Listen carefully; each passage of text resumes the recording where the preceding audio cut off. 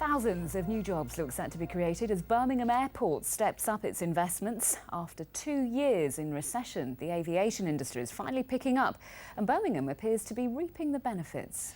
Airlines are putting on new routes from Birmingham as passenger numbers increase, with one airline reporting 50% growth. The airport itself has embarked on a multi-million pounds investment programme, including the construction of a new control tower. Our business correspondent Peter Plisner has been given exclusive access. Could things be finally taking off at Birmingham Airport? It certainly looks that way. The recession saw passenger numbers drop by more than 1 million, but now they're on the rise again and the airport's investing. This new air traffic control tower is the first sign of that. Terminals over there, as you can see. Car park where we're doing the work there. And then at the top of the new vantage point, the airport's chief executive, Paul Kehoe, outlined the plans.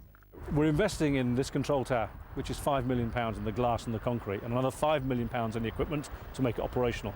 We're going to extend the runway, and that work has already started, and that's a £40 million scheme with a £7 million contribution to moving the A45. And that work's already started, with the main works to extend the runway due to start later this year. A longer runway means that planes can go even further, with airlines offering direct flights to the Far East and the west coast of America. Birmingham Airport currently supports 6,000 jobs, and the runway extension programme could mean an extra £6 billion for the local economy and create, according to the airport, around 45,000 new jobs over the next 20 years through increases in trade and inward investments. But even now, jobs are already being created. The airline Monarch has seen a 50% rise in passenger numbers and is recruiting more staff. I think people are less cautious about the travel industry and the way the airline industry is just now. You can see it's really busy. You know, the uptake's been fantastic for us. We've got new routes, new destinations that people haven't tried. We've created a few hundred jobs, and certainly over the next few months we will be recruiting again. This is about the runway extension. And there's more. Birmingham has gone on the offensive to persuade more passengers to use the airport in preference to those around London.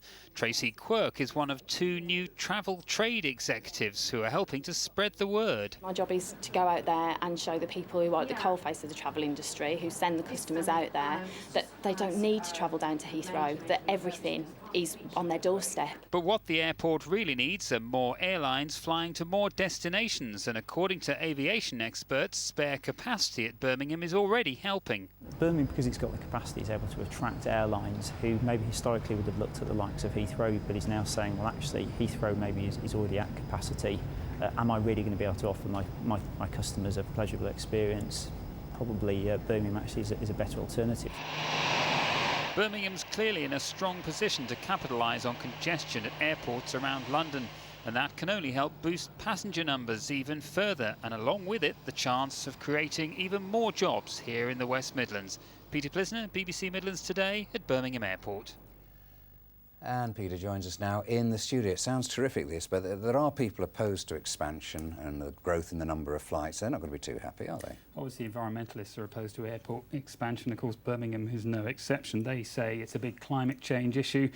New routes and new flights, they say, means more CO2 emissions. And they say it's not sustainable because we're trying to reduce those emissions at the moment. There's also concern about a high-speed rail station near the airport and plans possibly for a 3rd terminal at the airport, which would be sited close to that new station. And of course that will mean more growth and obviously more flights. What about the double-dip recession we're in now and of course the possible collapse of the Eurozone? What sort of impact's that likely to have?